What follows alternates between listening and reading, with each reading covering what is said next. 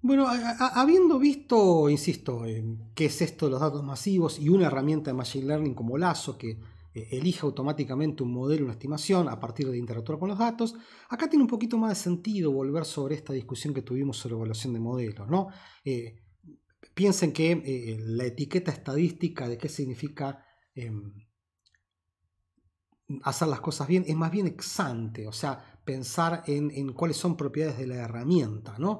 Esto de que el estimador es insesgado, de mínima varianza, eh, lo cual requiere una teoría, yo qué sé, en definitiva hago referencia a esto. Mientras que en Machine Learning la evaluación de lo que uno está haciendo es ex post, ¿está bien? O ex durante, si vamos al caso, porque la esencia de Machine Learning tiene que ver con, mira, yo construyo un modelo para predecir, después me fijo si predice bien afuera o dentro de la muestra, y si predice mal voy cambiando. ¿Qué significa eso? Yo empiezo en el ejemplo anterior proponiendo un valor de lambda, después me fijo si predice correctamente fuera de la muestra, y si no me gusta elijo otro hasta que termino sacando uno que es el mejor. Una pregunta que tienen derecho a hacerse, que no lo voy a discutir en esta clase porque forma parte de un curso de Machine Learning. ¿Y cómo se hace para predecir afuera de la muestra? Y yo no tengo datos afuera de la muestra. Bueno, una estrategia muy popular es lo que se llama Cross Validation, que es algo así como el pan y la manteca de Machine Learning. En un buen curso de Machine Learning deberían verlo. O sea que en definitiva, fíjense que lo que hace Machine Learning es más que estimar el modelo, lo construye en base a la performance predictiva fuera de la muestra, ¿no? Insisto, olvídense del R cuadrado, olvídense de mínimos cuadrados ordinarios, más o menos. Fíjense, por ejemplo, que Lasso está basado en la idea de mínimos cuadrados ordinarios, y también si toman un curso de Machine Learning van a ver que el método de mínimos cuadrados ordinarios cumple un rol importantísimo. O sea, que no se trata de tirar lo que teníamos, sino de mirarlo de una perspectiva diferente. No es ni mejor ni peor. Insisto, lo que hemos visto nosotros en econometría y en estadística son herramientas de estimación de parámetros de modelos, ¿está bien? Dado que el modelo venía de una teoría, de un experimento, pero el objetivo era estimar una cosa, mientras que en Machine Learning el objetivo es predecir ciertos valores. Entonces no es mejor Machine Learning que econometría y estadística, son cosas para distintos fenómenos y cada uno tiene sus ventajas y sus desventajas. De eso quería hablar, insisto, mucha gente está subida arriba de este pony de Big Data y dice, listo, ¿no? Ahora que tenemos Big Data se acabaron todos los problemas, etcétera, etcétera, pero hay muchos desafíos, insisto. La idea de que más datos es tercamente mejor está basada en algo así como la ley de grandes números, ¿no? La ley de grandes números, en su versión más tonta, lo que dice es que si yo empiezo a tomar promedios, ¿está bien? Y aumento el tamaño de la muestra, eventualmente me voy a encontrar con la esperanza matemática. Pero en la versión más tosca, yo necesito que las muestras que conforman el promedio sean independientes e idénticamente distribuidas, como lo tienen que haber visto en un curso de estadística, ¿no? Pero los datos de Big Data son casi la negación de la ley de grandes números. O sea, los datos de Big Data no son datos independientes, ni siquiera son datos homogéneos. Entonces hay un montón de efectos de dependencia fuertes. Por ejemplo, hay un trabajo de la Universidad de Harvard muy importante que muestra que mucho del fracaso, entre comillas, de Big Data en predecir la elección de Trump era que las dependencias entre los votantes se fue fortísima en algún momento. Entonces, tener un montón de datos fuertemente dependientes es más o menos lo mismo que tener pocos datos. En definitiva, los datos de Big Data no aceptan la ley de grandes números de una manera tan inocente. En particular, son fuertemente dependientes.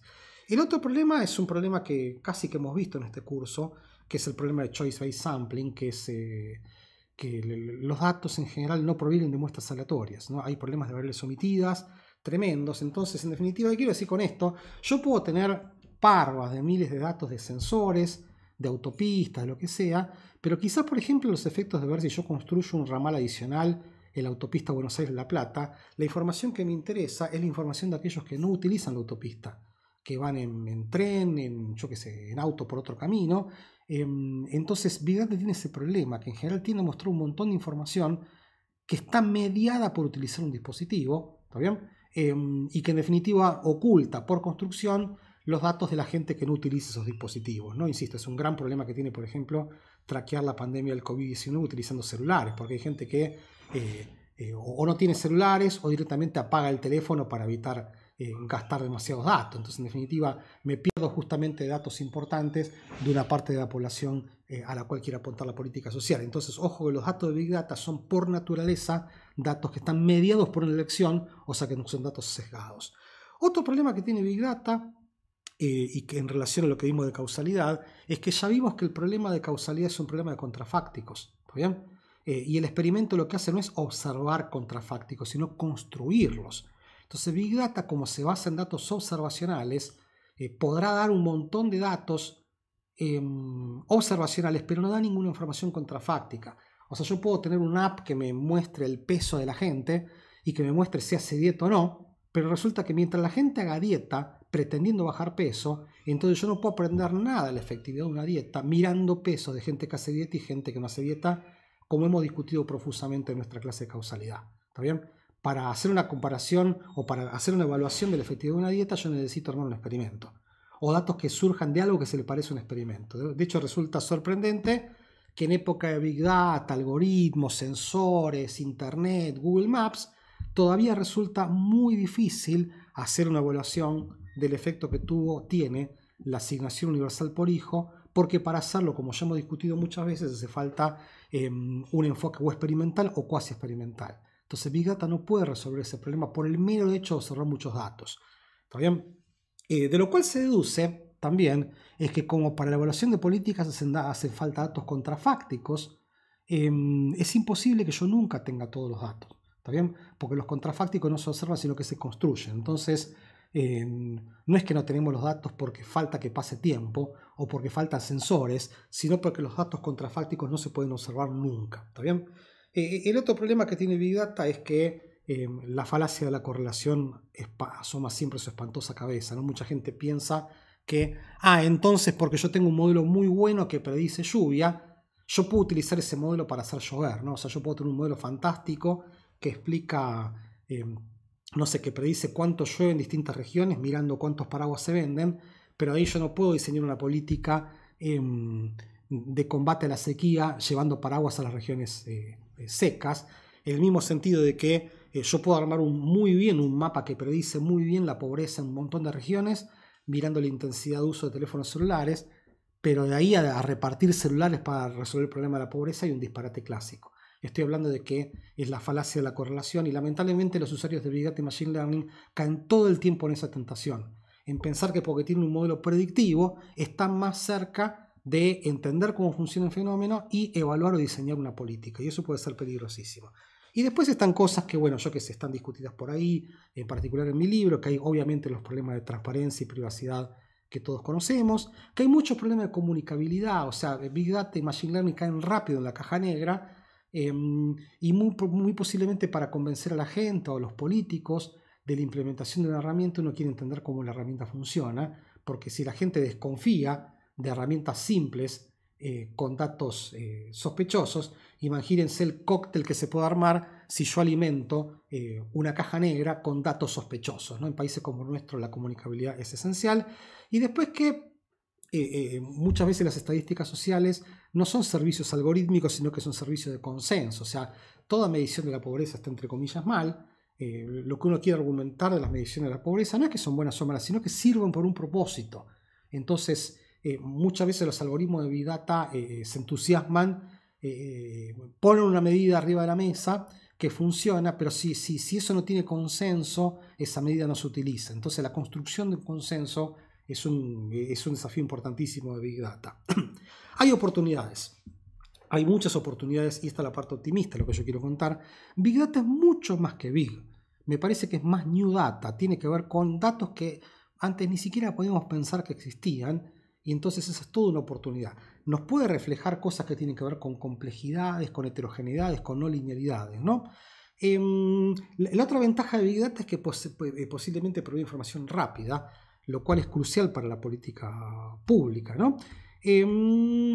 Y si bien Big Data no observa datos experimentales, quizás es una herramienta fantástica para construir o para pensar en el diseño de experimentos, ¿no? No me parece que reemplace a la estadística oficial, sino que la complementa. Me parece que hay un enorme valor en las encuestas correctamente diseñadas justamente por su estructura, pero quizás hay datos de Big Data y herramientas de Machine Learning que puedan complementar a las estadísticas oficiales. En particular, por ejemplo, quizás para tener mejor cobertura de regiones como las regiones rurales, como los barrios carenciados, que son muy difíciles de llegar con los diseños de encuestas que prevalecen en la actualidad. Insisto, acá les dejo, si tienen ganas de meterse en este tema, hay un montón de lecturas que pueden hacer por su cuenta, cursos que pueden tomar, acá simplemente les dejo algunas cosas. Hay data, hay videos, hay notas en los diarios, etcétera, etcétera.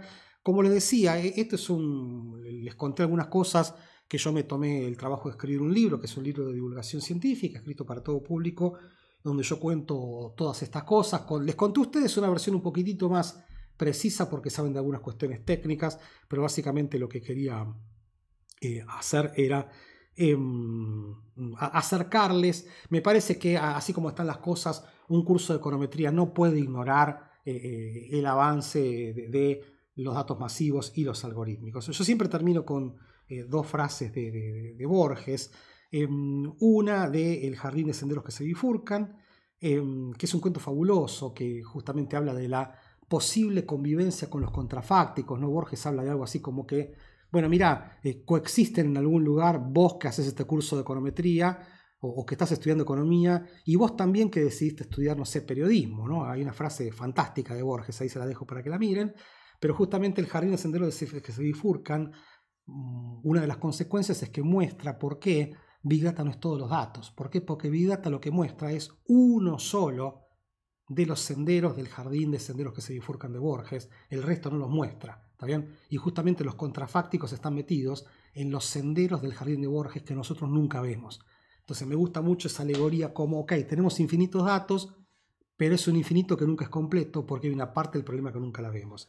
Y la otra cosa que me gusta mucho es hacer referencia a Funes el Memorioso, como les decía, es una persona que tiene una cantidad de datos terrible, pero es incapaz de aprender nada acerca de los datos porque él no ve a través de los datos. Entonces me gustan estas referencias porque son alegorías muy simples y muy interesantes de cómo funciona el fenómeno de Big Data. Así que bueno, insisto de vuelta, mi objetivo era, no podemos terminar un curso de econometría sin hacer ninguna referencia a una herramienta poderosísima que tiene muchas ventajas, muchas desventajas y sobre todo muchas cosas que no sabemos si son ventajas o desventajas y justamente por eso es que uno tiene que aprenderlas. Pero bueno, ese es otro curso, es otra materia. Así que bueno, gracias por acompañarme.